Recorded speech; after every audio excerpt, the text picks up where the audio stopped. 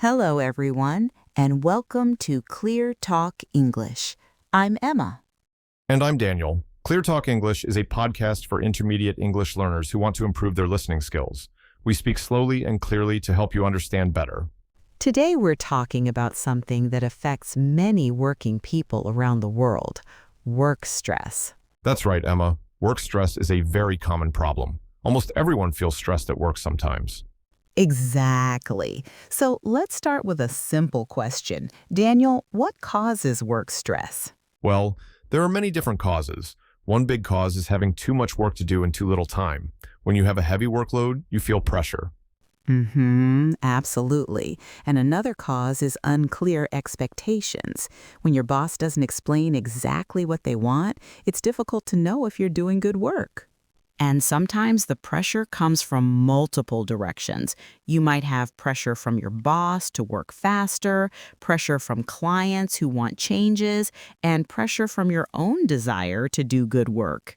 You know, Emma, I think we should also mention micromanagement. This is when your boss watches everything you do very closely and wants to control every small detail of your work. Oh, yes, micromanagement is terrible for stress levels. When your manager doesn't trust you to do your job independently, it makes you feel like you're being watched all the time. For example, some bosses want you to report every hour about what you're working on, or they read all your emails before you send them. That sounds exhausting, Emma. And there's another situation that creates stress when you have to work with clients or customers directly. Customer service can be very stressful because you often deal with angry or upset people, even when the problem isn't your fault. Absolutely. I remember working in customer service early in my career. Some customers would shout at me over the phone about problems I had nothing to do with. You have to stay polite and professional, even when someone is being very rude to you.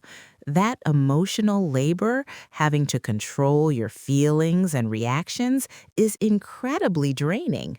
That's so true. I remember when I started my first job, my manager would say things like, make it better, but never explained what better meant. Right, exactly. That must have been frustrating.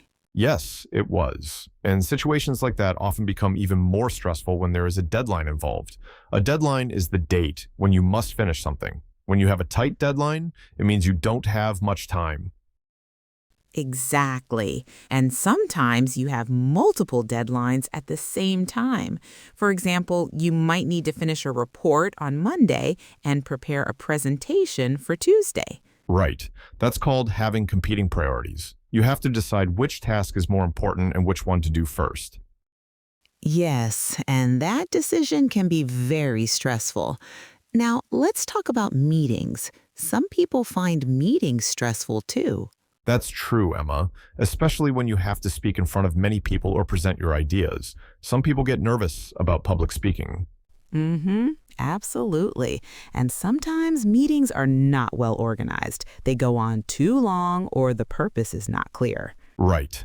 I've been in meetings where we talked for 2 hours but didn't make any decisions. That's frustrating because it feels like wasted time. Oh, yes, I know that feeling. Another big source of stress is difficult colleagues or coworkers. These are the people you work with every day. That's a tough one, Emma. When you have conflict with a coworker, it can make every day at work unpleasant. Exactly. For example, if someone doesn't do their share of the work, you might have to do extra work to compensate. That creates stress and resentment. Right. Or when someone takes credit for your ideas or work. That's really frustrating. Yes, that would be very upsetting. Now, Daniel, let's talk about work-life balance. This is something many professionals struggle with today. Work-life balance means having time for both your job and your personal life. It means not working all the time. Right. You need time for your family, your hobbies, your health, and rest. But sometimes work demands too much of your time. Exactly. With modern technology like smartphones and email, some people feel like they're always at work, even at home. That's a great point, Daniel. Your boss might send you emails late at night or on weekends.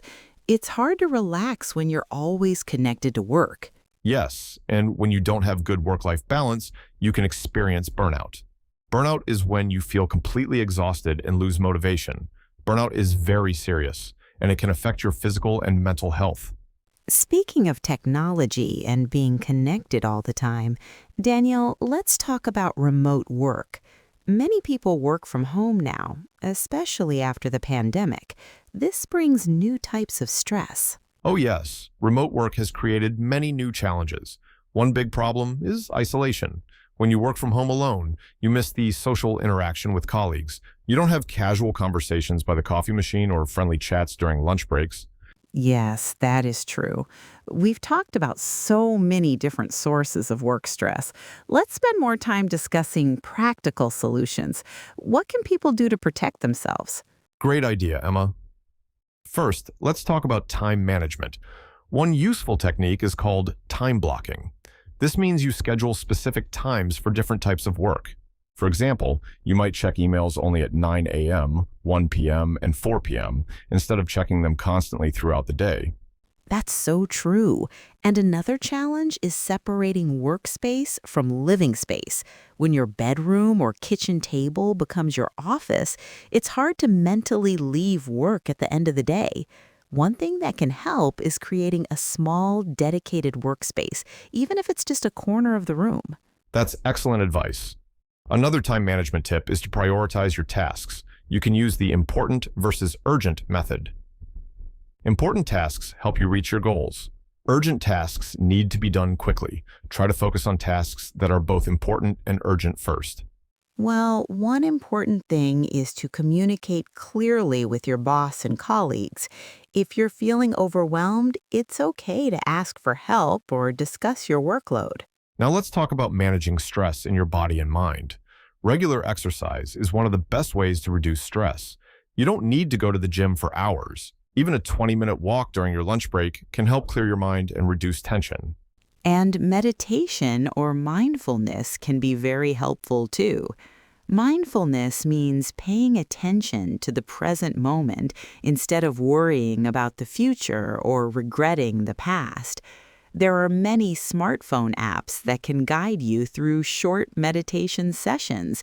Even just 5 minutes can make a difference. That's excellent advice. Also, try to set boundaries. For example, you might decide not to check work emails after 8 p.m. or on weekends. Another important solution is building a support network. Talk to your family, friends, or trusted colleagues about your work stress. Sometimes just sharing your feelings can make you feel better, and they might have good advice or different perspectives on your situation. Daniel, we've talked about the causes of work stress, but we should also mention the physical symptoms. How does work stress affect our bodies? Great question, Emma. Work stress can cause many physical problems. Some people get headaches, especially tension headaches from tightening the muscles in their neck and shoulders. Others experience back pain from sitting at a computer for long hours. Now, let's expand our discussion of solutions. One technique I find very helpful is called the 2-minute rule. If a task takes less than 2 minutes to complete, do it immediately instead of adding it to your to-do list. This prevents small tasks from piling up and becoming overwhelming. That's a great technique, Daniel. And another helpful approach is learning to delegate. Delegation means giving some of your tasks to other people. Many people struggle with this because they think it's faster if I do it myself, but this leads to burnout. Teaching someone else to do the task takes time initially, but it saves time in the long run. Finally, let's think about the bigger picture. Sometimes work stress is a sign that you need to make bigger changes in your career. Maybe you need new skills, a different role, or even a different company. Great tips, Emma. Well, we've covered a lot today. We talked about the main causes of work stress like heavy workloads, tight deadlines, difficult meetings, challenging colleagues, and poor work-life balance. And remember, work stress is common, but there are practical steps you can take to manage it.